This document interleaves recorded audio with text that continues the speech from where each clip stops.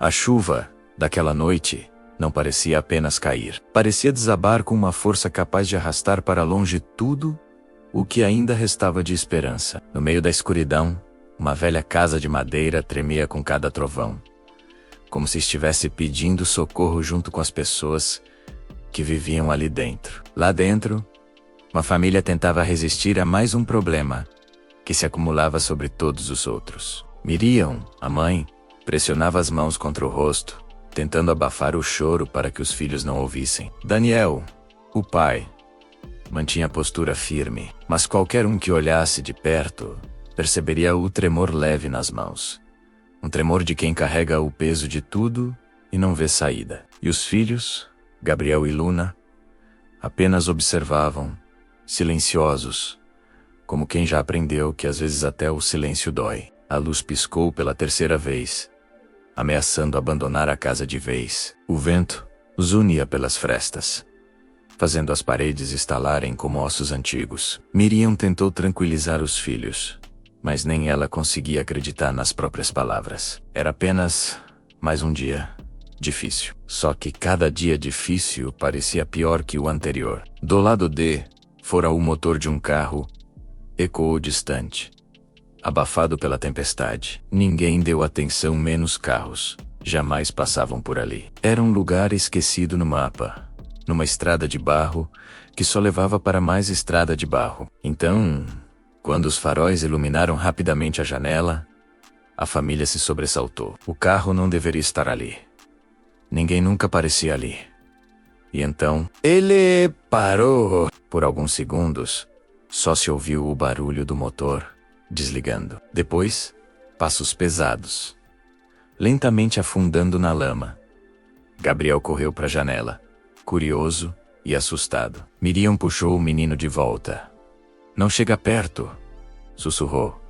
Mas era tarde. A porta recebeu 3 batidas firmes, seguras, diferentes das pancadas desesperadas de quem pede ajuda, e diferentes das batidas violentas de quem traz perigo. Era um som sereno, decidido, quase respeitoso. Um som que não combinava com aquela noite caótica. Daniel respirou fundo, pegou uma lanterna fraca e se aproximou da porta com a cautela de quem sabe que não pode cometer erros. Ele abriu apenas uma fresta. A luz iluminou um homem completamente encharcado, de roupas escuras e postura reta. Seus olhos tinham algo estranho. Não era ameaça, mas também não era fraqueza. Era como se um peso invisível estivesse preso ali, por trás daquele olhar cansado. Desculpe aparecer assim, disse o homem, a voz calma contrastando com a tempestade. Meu carro quebrou um pouco mais à frente. A estrada está impossível. Preciso de abrigo só por alguns minutos, até a chuva diminuir. Daniel hesitou.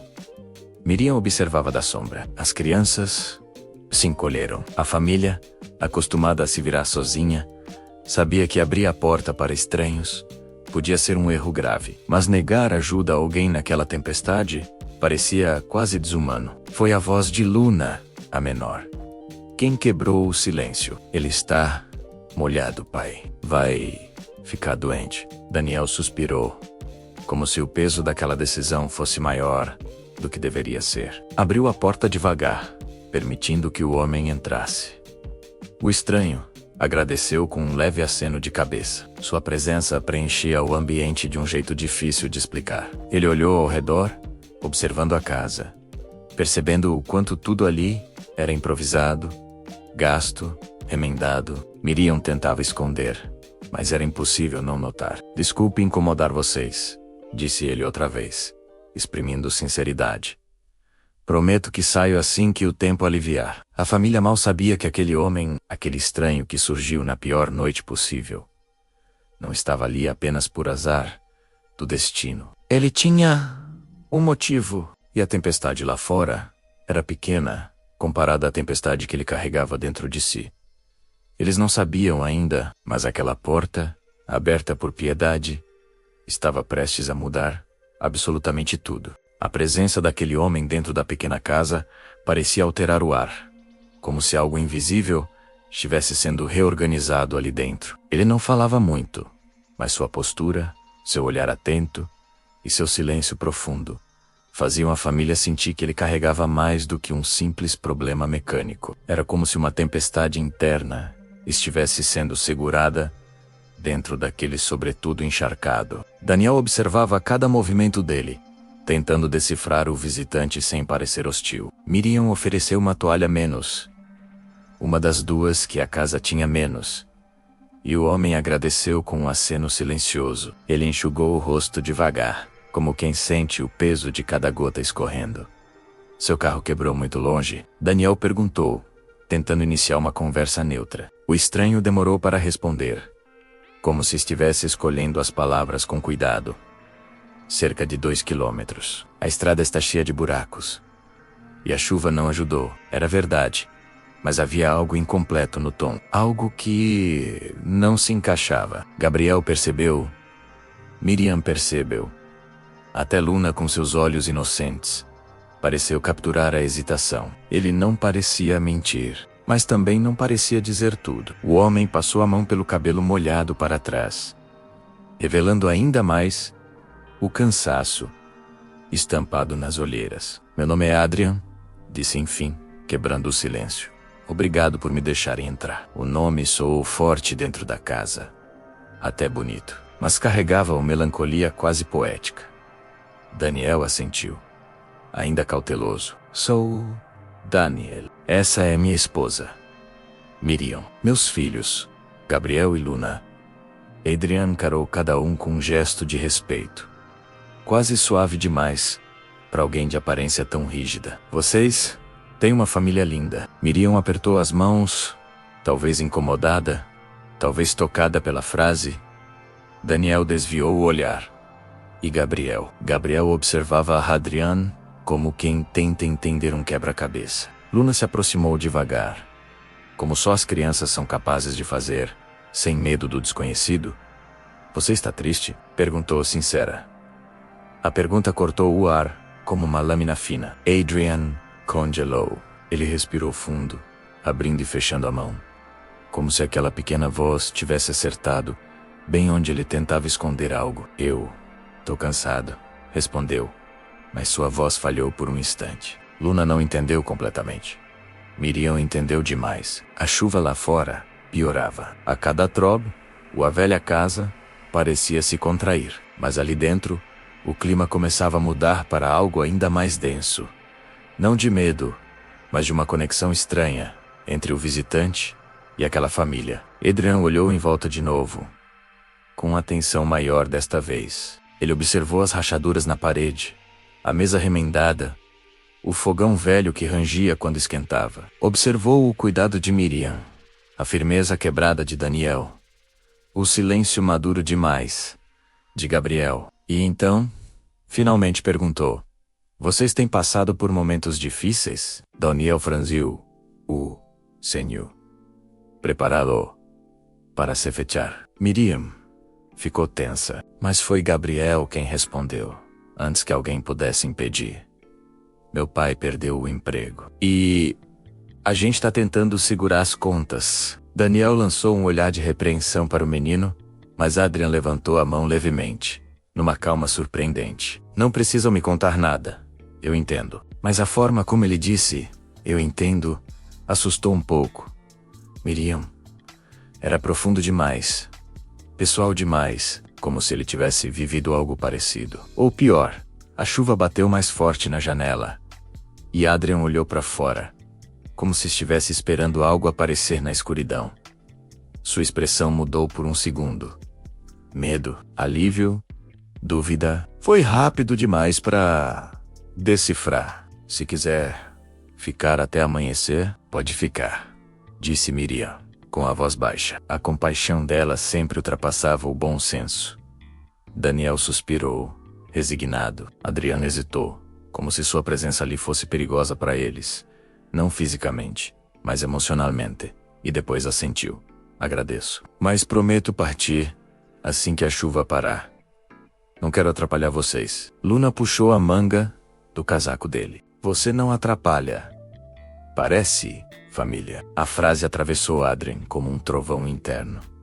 Seus olhos estremeceram. Não era uma reação comum. Era como se aquelas palavras tivessem aberto uma ferida, ainda fresca, ainda sangrando. Ele se virou para Daniel e Miriam. Vocês realmente são muito bondosos. Mais do que eu mereço. Miriam franziu o senho. Não fale assim. Todos merecem ajuda. Adrian desviou o olhar. Como quem discorda, mas não quer discutir. Daniel percebeu isso. E novamente, a sensação inquietante se infiltrou no ambiente. A tempestade apertava, a energia da casa parecia mudar conforme a noite avançava.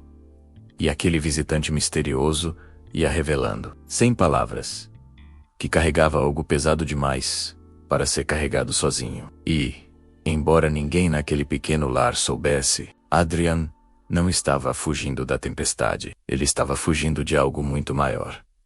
E agora, ele não estava fugindo sozinho. A madrugada avançava lenta, arrastada, como se o tempo estivesse pesado demais para se mover. A chuva não tinha diminuído, pelo contrário, ficava mais intensa, castigando o telhado frágil da casa. Lá dentro, Adrian continuava sentado na cadeira de madeira, as mãos entrelaçadas, olhando para o chão como se estivesse conversando silenciosamente com algum fantasma do passado. Daniel, mesmo exausto, permanecia acordado. Não era desconfiança menos. Era instinto de pai, de protetor.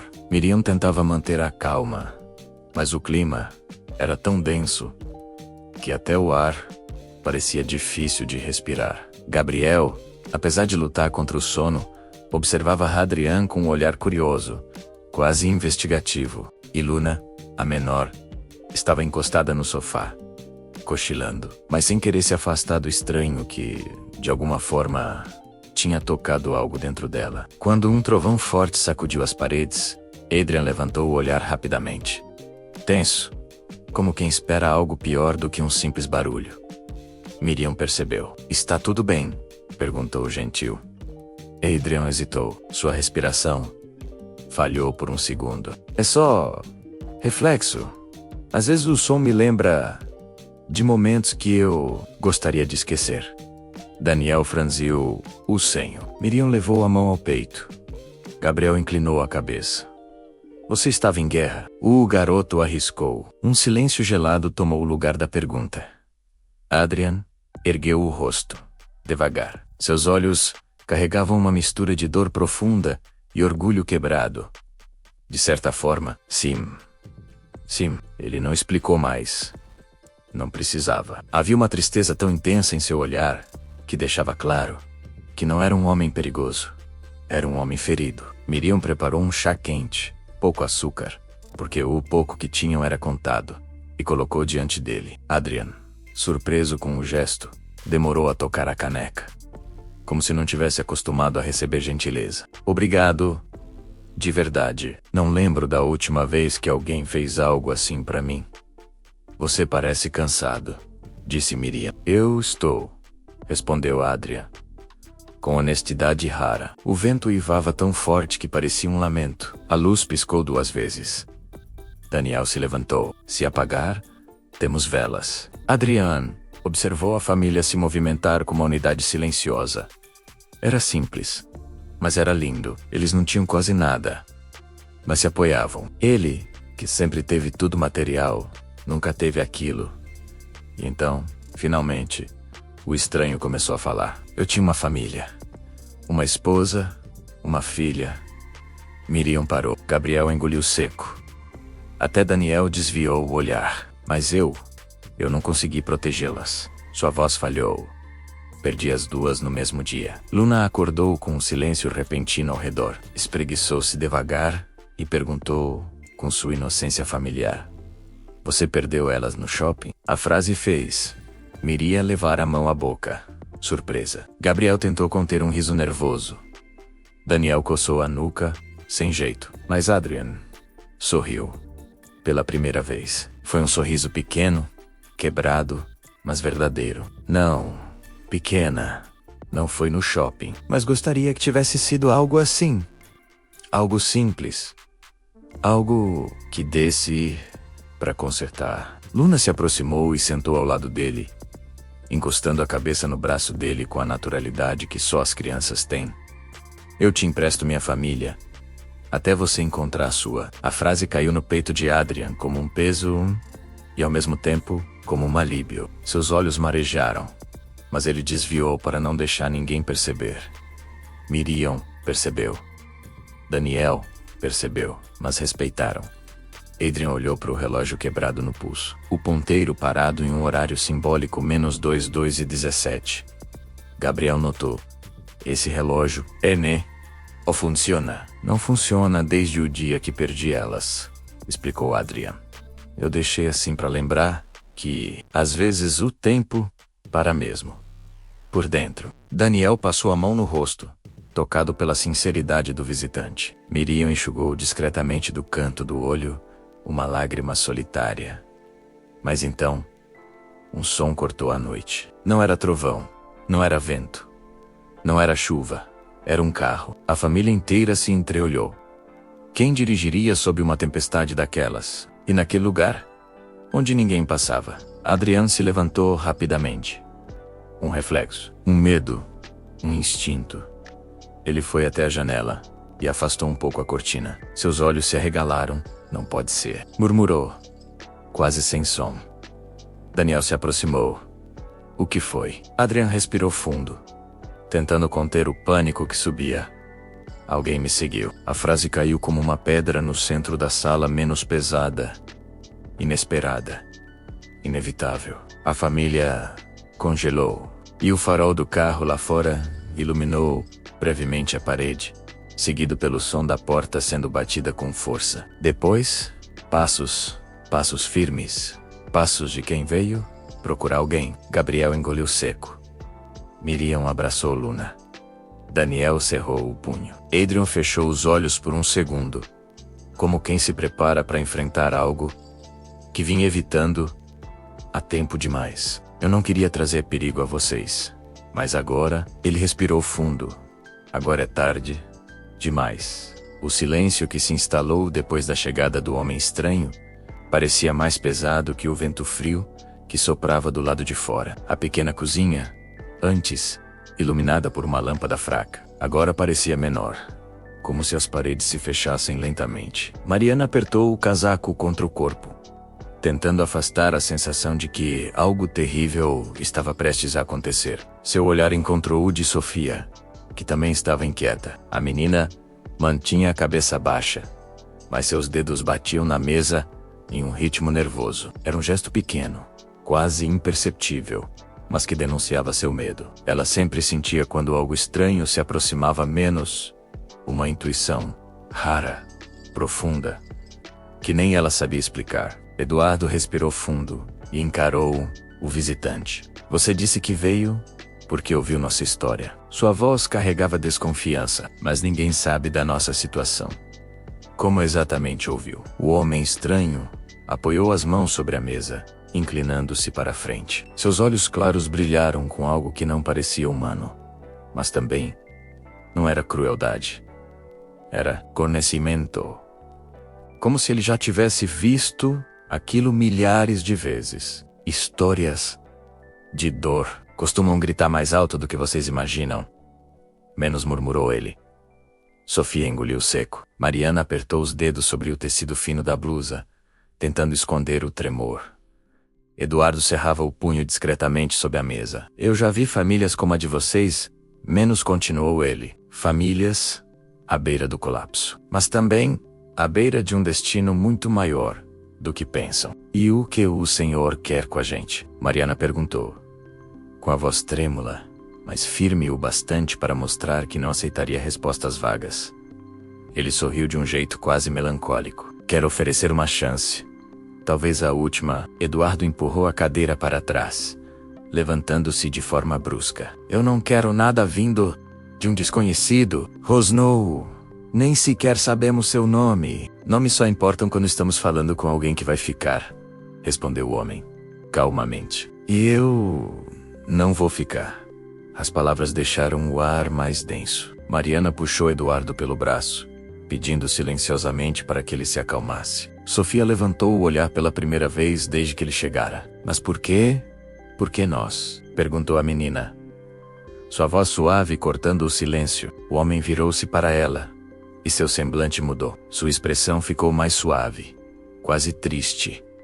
Como se a pergunta tivesse despertado uma memória dolorosa. Por que vocês estão sofrendo em silêncio? Disse ele. E entre todos aqueles que pedem ajuda, vocês foram os únicos que pediram, sem abrir a boca. Era verdade. Nenhum deles havia falado com ninguém. Nenhum tinha pedido socorro. Era algo interno, escondido, guardado, mas, de alguma forma, ele soube. Isso só deixava tudo ainda mais assustador. Ele enfiou a mão dentro do casaco devagar, sem pressa, tirando de lá um envelope velho, amarelado pelo tempo. Colocou-o sobre a mesa. Mariana olhou para o papel como se estivesse diante de algo vivo. Eduardo deu um passo para trás, como se aquilo fosse perigoso. Dentro deste envelope, disse o homem, menos está o endereço do homem que pode transformar a vida de vocês, um milionário. Mas não um qualquer. Ele não doa dinheiro. Ele escolhe, ele observa. Ele decide quem merece ser salvo. Eduardo balançou a cabeça. E por que alguém assim escolheria a gente? O homem estranho o encarou diretamente. Porque ele já conhece a sua dor. A frase atravessou o ar como uma faca. Eduardo ficou imóvel. Mariana regalou os olhos. Sofia sentiu o coração acelerar.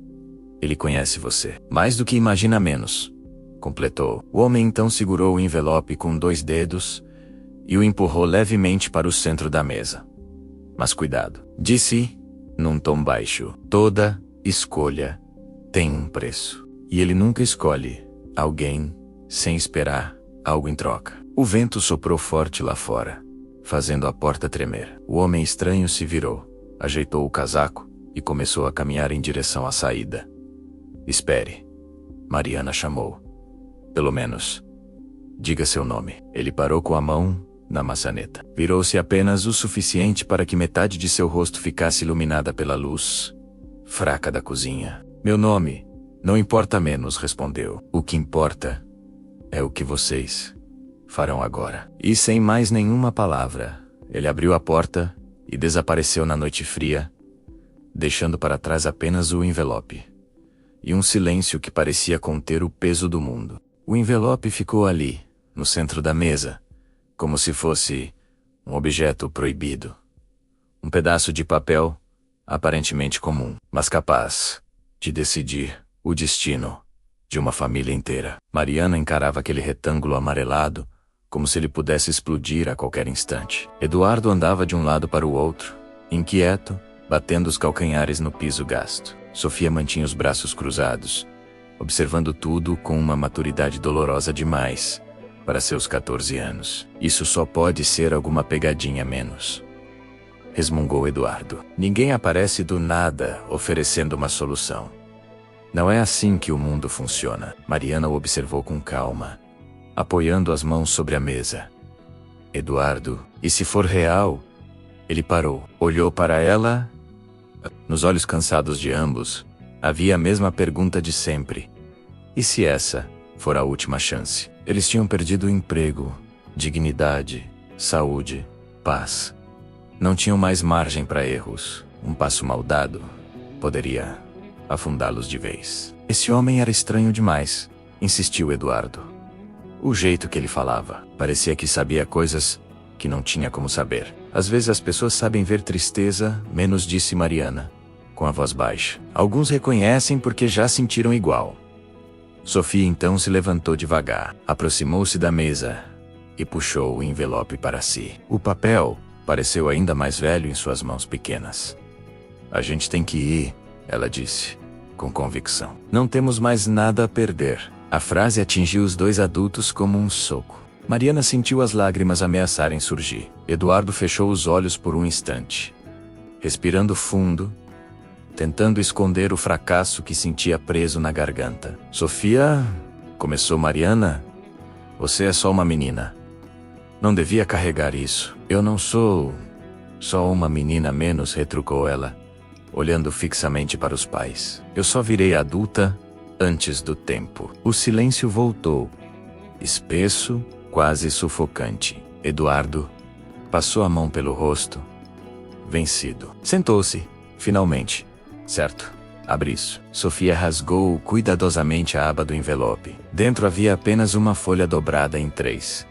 Quando ela desdobrou, revelou-se o endereço escrito à mão, com letra firme, masculina, antiga. E logo abaixo, uma frase curta: a sorte bate apenas uma vez.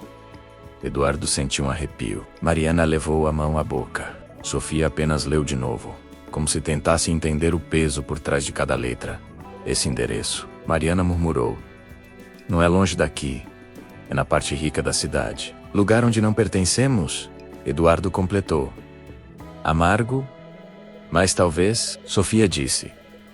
Talvez seja onde a gente precisa estar agora. A chuva recomeçou a cair lá fora. Forte, repentina. Como se o céu confirmasse a urgência da decisão. O vento balançou a janela. E a pequena casa pareceu estremecer com a mudança iminente. Eles iam até lá.